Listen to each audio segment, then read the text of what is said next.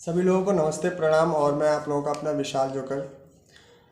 आज देश में बहुत ही दयनीय स्थिति है, बताने की ज़रूरत नहीं है। सभी लोग देख रहे हैं, सुन रहे हैं, महसूस कर रहे हैं।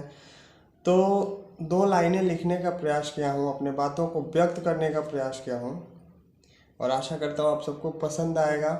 और अगर पसंद आए तो करबद्ध निवेदन है, ज़्यादा से ज़्यादा शेयर कीजिएगा।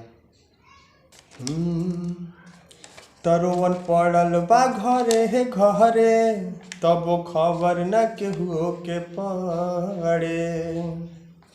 आ पूंजीपतियन के बाजत डंका, आम जनता हो रोजो मरे। आ देशवा बचावेला सवाल बनल बा, तरह घर हवे में भैया हो अकाल पड़ल बा। कि रह घर हवे में भैया देख अकाल पड़ल बा। अरे बढ़ल बा बेमारी, सुना मचल बा तबाही।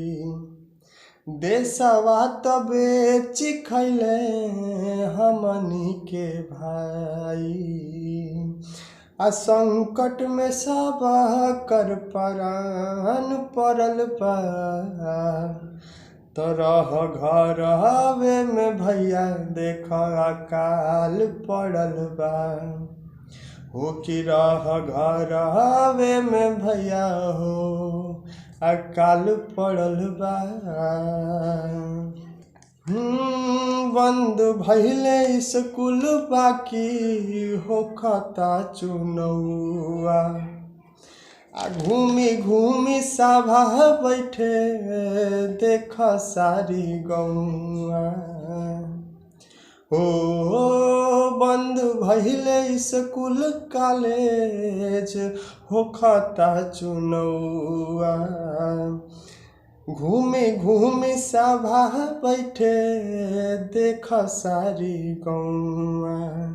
अब पढ़ल पे लइकन के बवाल बढ़ल बा।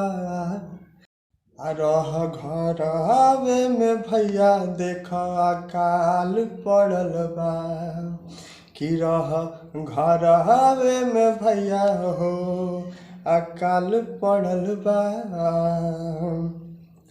होई ना पढ़ाई नहीं बात रोजगार पर, मरे रोज सैनिक भाई है चाय के सरकार पर। अरे होई ना पढ़ाई नहीं बात रोजगार पर, मरे रोज सैनिक भाई है चाय के सरकार पर। ना बने अस्पताल, महंगाई चढ़ल बा। आ रह घर हवे में भैया हो अकाल पड़ल बा। तरह घर हवे में भैया देख अकाल पड़ल बा। तो आशा करता हूँ आप सभी लोगों को पसंद आया होगा। एक संदेश है इस गीत में, इस देश के लिए। तो अगर अच्छा लगे तो ज़्यादा से ज़्यादा शेयर कीजिए। और अगर आशीर्वाद रहा तो ऐसी चीज़ों को, कविताओं और गीतों के माध्यम से आप सभी लोगों के बीच में लाता रहूँगा। बहुत बहुत धन्यवाद। जय भारत, जय संविधान, जय हिंद।